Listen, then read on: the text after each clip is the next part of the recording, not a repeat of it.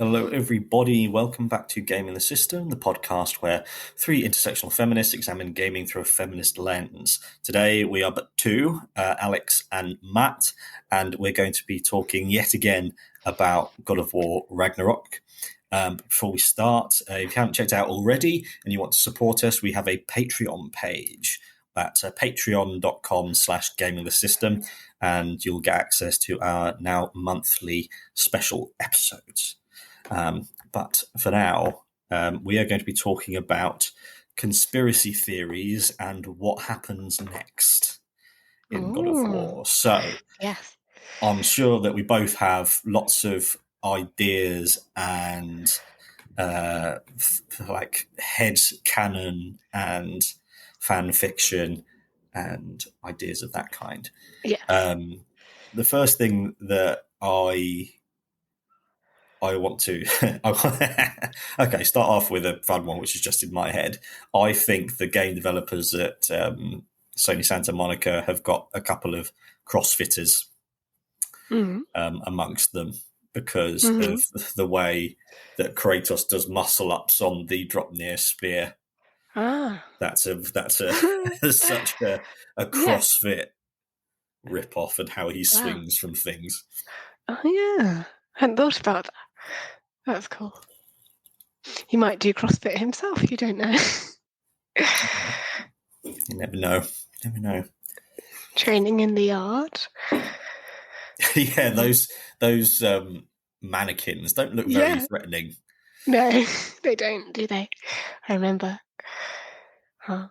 Did you go through and destroy them all? A little bit, yeah. I was too tempted. I was like, must destroy all the things. It's like when you find pots or boxes, I have to destroy all the boxes. It's like a weird compulsion. I love that he can just roll through them. Don't you get like an achievement, like not an achievement, or even a trophy? You get like because you have all these different challenges that you can do from Ratatoska. I think smashing boxes might be one of them. And you get XP or the other thing that you use for upgrading stuff. Hacksilver. Hacksilver, yes. Yes, you get that if you do lots. I think it was for smashing like 150 boxes or something. I don't know. I can't remember. But there's all sorts of those little tasks that you kind of trigger if you start doing it, which I think is very cool as well. It took me till I didn't realise that those tasks were set by Ratatoska until like the last 5 hours of the game when I started reading it, reading what they wrote down and go, oh yeah, that's his different squirrel pots. That's right. Speaking. They're very funny as well. There's one, the angry one, that's just like, smash boxes, they're stupid. Just like, you're like, okay, I'll do it. Yeah, it's very funny. It's very good. Do any conspiracy theories jump to mind? Well, my main one revolves around the artifacts that you can find in Midgard, which all allude to like different civilizations and different kind of mythologies present apparently at the same time or at previous times. So I got very excited. I love collecting the artifacts anyway because they're just really cool because I'm that kind of nerd. But these ones were tie-ins to particular ancient civilizations. So the obvious most exciting one for me was the Ankh, which is the Egyptian symbol for life, which is like a little cross, but then with a little circle at the top. And they talked a little bit about this civilization from, I think they said it was like, I don't know if they named Africa, but it was like from the southeast, and said about how they had gods who were half animal, half human, and lots of anthropomorphic gods. Amir writes all of these entries in the journal, which is very cool as well, because he's like obviously the smartest man alive, quote unquote. So he would probably know a lot about lots of different mythologies at the time. There was another one that was like a Mayan, something I forget. I think it was like a face, and then there was, I can't remember what it was, but it was the bodily form of a woman. So you had like really large boobs and a tummy. Oh yeah. That's a museum in like Denmark or somewhere. I can't remember exactly where. I think we Googled it at the time. And then there was I think a couple of Greek things. So like a lyre, and which apparently Kratos complained but refuses to, which I found was hilarious. And another Greek thing, which I can't remember. And then there were lots of things from the East, which I think alludes to like Asia or kind of that sort of region.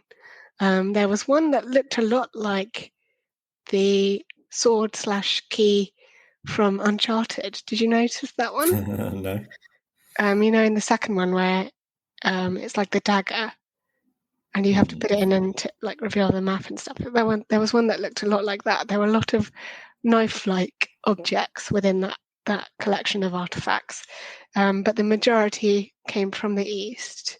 So there's a lot of theories about whether that might be the setting for the next games, and a lot of people saying that Sony Santa Monica tends to move away from what's expected, and of course everyone's expecting Egypt. I would be incredibly happy with that if that was the case, as you know, because Origins is probably one of my most favourite Assassin's Creed games. And that in moving away from the expected, they might go to somewhere like Asia and look at like Hinduism or something like that. But then I think there were some theories about whether it might be an active religion or if it's like a now dead mythology, if that makes sense, because of course Norse mythology isn't particularly active right now, obviously, unless you read Belinda Blinked, which is a reference to another podcast I listened to. And then, of course, the Greek pantheon isn't particularly active now so much. So And it's there were already some been questions destroyed around by that. Kratos. Yes, it has. Yeah, he's killed everybody, so it's just not there. So there were some questions around that, and then I think I watched something. I can't remember if it was the game director or somebody else dropped a little hint and said, if you pay attention to the poses that Tyr is doing when you find him in the realms after you've freed him from prison in Niflheim, that will give you a clue as to where we're going next. He was doing a lot of yoga, a lot of like Tai Chi. At one point he was just staring at the sky, so I don't know if that was a clue or not. But apparently the direction in which he was staring was north. So people are like going mad for these kinds of theories. But interesting little clues there, some of which I feel might be red herrings. But I don't know if you have any thoughts on those, Matt. Yeah, I think that the next... it's so hard to tell. If I was to split the two sides, I'd say, because Sony Santa Monica have, over the last year, they have been hiring new people in literally every position that they've got at the company, which made me think that, they've brought God of War as it is to a close and everyone's gone, all right, we're going to move on and go somewhere else. Or they're doubling the size of their studio. One half is going to be making the next Kratos game. The other half is going to be making the next Atreus Angerboda game, where we learn about who blew the horn. Yes, the first one, for God's sake. I'd love to know. That's going to infuriate me for some time now. 4 years at least. It's devastating that we didn't find out about that. I think it's probably just Atreus doing it for himself. I don't know.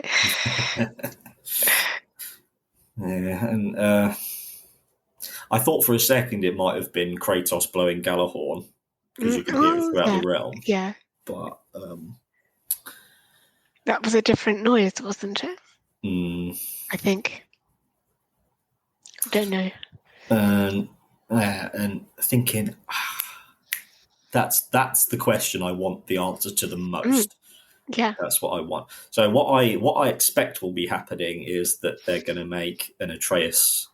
The next game will be Atreus is the main character going on a completely new quest. But I don't know how they would get Kratos to somewhere else, because Kratos, it feels like he's found his peace. Yeah. He doesn't want anything else. And in a way, you could kind of see with the final shrine door where he was a statue and being worshipped and stuff, that kind of implies that he stays where he is. But then I could be completely wrong. I don't know. Yeah, I just, that final panel on the door, and just how emotional he is when he touched it. Just beautiful. What other ones have I thought? And I think Sindri's going to be the sort of the Freya to Atreus in that one, because playing through the first time Atreus and Sindri go off to go and find Freya, that's when Sindri tells Atreus the truth about Brock. Yeah. And that felt such an odd... Yeah, I almost missed it because I was talking over it. I was like, wait, what did you say? About souls? Yeah, I had to... Yeah. I almost missed it because they kind of sort of shoe it in after a little bit of combat, don't they? I think. Yeah, they're just walking and that comes up. And I go, oh, that sounds quite heavy. Yeah. And unusual. And then when Sindri says the reason he did it, and he says, I can't be alone. And that just went, oh dear. Because the difference between him and Freya's out in the world doing a million things. She's a god. Yeah. And Sindri is just this lonely dwarf. Yeah. And he lost everything. That was literally him losing everything. Yeah. And I think when he goes to Brock's funeral, and Kratos helps him push the boat into the water, and he gives Kratos a look, and you can tell, I think he forgives Kratos. He doesn't blame Kratos. And then he goes and disappears. And I just think there's a lot there that we don't know what that's going to turn him into, but it's not going to be good. I thought the shoulder shrug that he did when Kratos put his hand on his arm, he was like, no. I was like, no, you're so close. You must accept the love. But he didn't, and it was horrible. I was like, no, it's not going to be happy. I thought just then it might turn, but he then walks off on his own and almost limps off because he's so sad. And then pop. I love that, by the way. That's a kind of side comment, but the way the dwarves appear and disappear is very cool. But no, that was a sad moment, definitely. And I have it's the fact that you're left having absolutely no idea where Sindri has gone or what he's doing. Yeah, because he's not gone home. No. I even went straight back to the house to just be like, is he here? Because I wanted to find him immediately. And it's unsettling not knowing. That's something they've left for us to kind of ponder over, I think. Yeah. And they've just set it up so...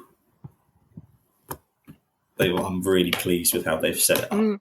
These unanswered questions, but none of it takes away from the great big, this is Ragnarok, this is the end. It's not just where like TV shows, they spend the last 20% of it going, oh, we're just setting up for the next one. This one is just tiny little bits, just peppered in. Do you have any thoughts on the setting that it's going to be, like the world or mythology that it's going to I can't even cover? Begin to It's anyone's guess, isn't it, really, to be honest? I honestly think that a lot of what's in the game is probably a red herring, but because they'll want it to be a nice surprise, won't they? I think if I was them, I'd want it to be a surprise. Yeah, it's just this is one of those things where you go. It seems like when they said, right, we're having to push the schedule back even more, and it feels like the vast majority of the fan base went, take all the time you need, guys. We'll just do your thing, and we'll be here when it's ready. Yeah. And that's how I can sit back and know I don't need to worry about what they're going to make, because there's things I could never come up with, and so I don't. And they go, just relax, guys. We've got this. We've got this. Just relax until the next one comes out. What else was there? Who do you think Jormungandr is? Whose soul do you think Loki put into Jormungandr? I don't know is the answer to that question. But it's interesting, though, because obviously there was this theory while the first game was out that it was Atreus. Some people thought it was Atreus or something. And in the mythology, Jormungandr is Angrboda's and Loki's child. Which in a sense it is, because they kind of were both there when it was created, when Jormungandr was created, which I thought was a cool touch. And also, who else?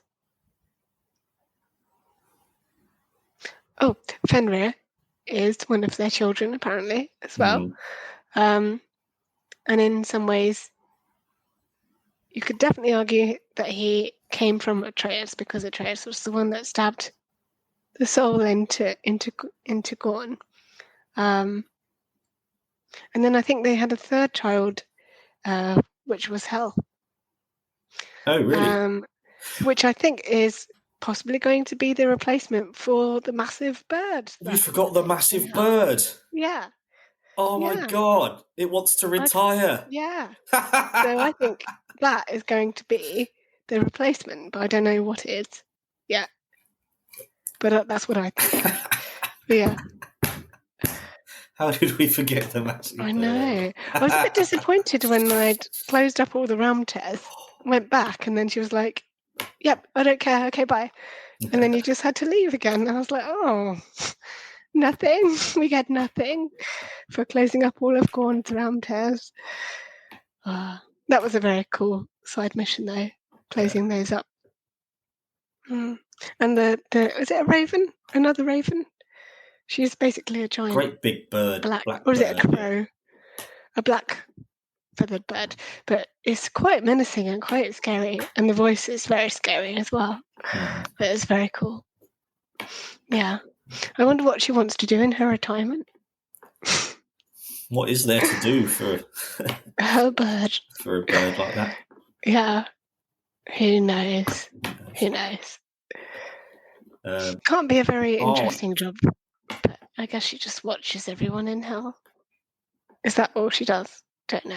I'm sure. I wish we could have her on. I feel like we need a mini series that explains her job and put out a job specification or something. I think it's possible that Jormungandr is Fae. Oh, and how do you come to that conclusion? So I have my theories, and then as I've been playing through, I see bits and bobs that make me go, maybe. So first off, Atreus finds the first marble that he finds inside one of the shrines. He just finds it sat there, and so that was really thinking, so that's a soul of a giant in there. Okay, I wonder who that is. And then, going to the light of Alfheim, Atreus says that he can't hear Mother in there anymore. Yeah.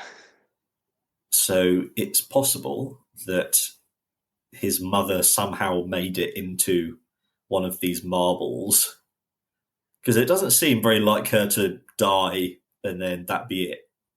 Yeah. Well, I think it must be a giant that we know, because why else would we have any interest in that? I think it must be connected in some way to a giant that we know. So that makes sense. Yeah. Did you have other bits you wanted to explain? Oh yes. Yes. So the first thing the World Serpent says to you when you say the mother's dead, and it says, "I feel the pain of your loss," which means there's something there. And you go, and just go, "Oh, maybe I feel it because I died." Yeah. No one feels the pain of their own loss more than the dead person. Yeah. And just the marble and the so the marble, the not being able to see her, feel her in the light. Kratos still hears her song when he sees the light, though. Yeah. Which is interesting. But another bit. So we find the core relationship that we know about the serpent is that he hates Thor. Thor and the World Serpent, they hate each other, which is why they fought so hard that one got sent back in time. And when we go through Vanaheim, the second half of Vanaheim, and we learn about Faye, we know that Faye fought Thor as hard as Kratos fought him. And that's why he said in the battle with Kratos, when the lightning forms, this seems familiar. And it struck me, well, why would it only seem familiar? You remember, he was a drunk throughout all of his rampages, so he was probably shit-faced, and he was going off on a rampage, and Faye stood up and fucking went for him, and they fought so hard that they fought to that sort of stalemate. So it would make sense that level of hatred, and that's an another conspiracy theory. I want to know why she fought Thor then, why she hated him so much. But that feels like that's another parallel that can't be ignored. No. That's a very cool theory. I'll think about that when I next play through. Because I'm sure we have a look at her marble, don't we? And it's broken. Oh, do we? Yeah. When Atreus and Engelboda are chatting about the whole bag of marbles, I think it is, and they find Laufey and it's cracked, so there's nothing inside it. But technically it could be because you've already used it on Jormungandr, or is that before or after that bit? Can't remember. I may have smashed your theory into pieces there. No, it's just, there's another bit I was thinking, well, how did her soul get from her body into a marble in Jotunheim? When they spread her ashes, her soul goes off out of the ashes. Yeah. So I think it's snuck into one of the marbles, and now it's inside the World Serpent. Like one of the other marbles that had a different name, perhaps.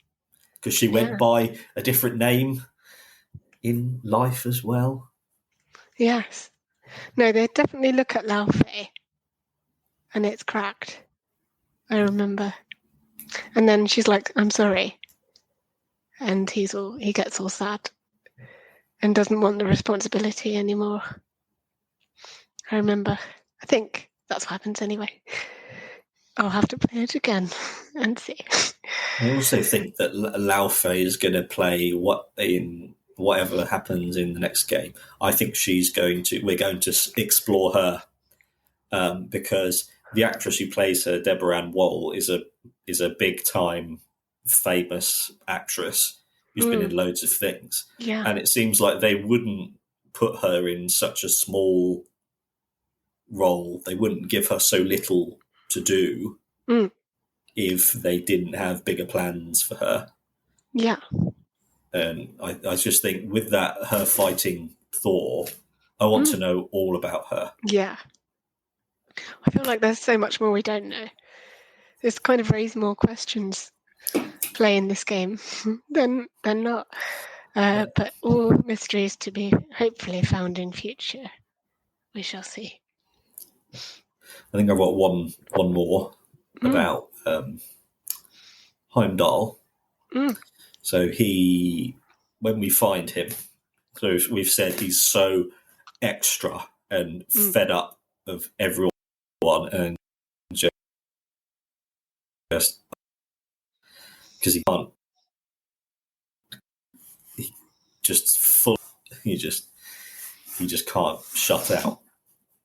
And I thought that it's so odd that he's sat on top of the wall ready for Atreus as soon as he sticks his hand over the ledge. And I thought perhaps Heimdall probably spends a lot of time on the wall because it's the only place where there aren't any other people. So he can sit up there and just have the only thoughts in his head be his own. That's a good point. Find some peace. Yeah. And I also think that it's possible that he can't read Odin. I expect that Odin's the only person that he can't read, which is why he follows him. Yeah. Do you think Odin's like employing some power to kind of block Heimdall's mind reading, or not mind reading, just reading abilities? I think probably just that Odin is just unreadable. He's so skilled at manipulating people.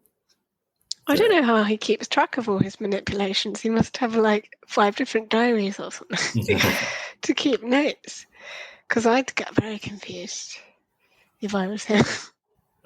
Start calling people. Well, he did call people the wrong names, but all sorts. Yeah, he must have some kind of planner or something. Odin's so scary. Yeah. The sort of the depth of what a monster he is are so like easy to miss, easy to gloss over. Yeah, I think we unravel more each time we talk about it, don't we? Yeah, because it's just like everything's so well layered, and yeah, I could probably play the game another half a dozen times and spot something new each time, I reckon. Is that what you're finding on your? Yeah. How many playthroughs have you had now? This is just my second. Your second, yeah. Definitely one for replayability. Absolutely, and I can't recommend enough playing it on high contrast mode when you play it again, because it's like I've said, it's an entirely different game. It's amazing. To bring this to a close, are there any other theories that you have on top of your head?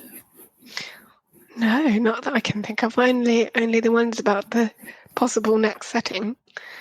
Yeah. We'll see. And hopefully we'll be talking about at some point in the future, whenever it comes out, we will be back talking about it in excruciating detail. I'm sure we will. Yes, we shall. Everyone, thank you for watching or listening. You know where to find us every Thursday at 7 p.m. We've been Alex and Matt. Bye-bye. Bye. We hope you enjoyed that episode of Gaming the System. If you want to support us, you can donate to us through our PayPal by sending it to wearegamingthesystem@gmail.com if you want to send us a one-off donation. If you want to donate to us monthly, you can subscribe to our Patreon at patreon.com/gamingthesystem. Until next time, bye-bye.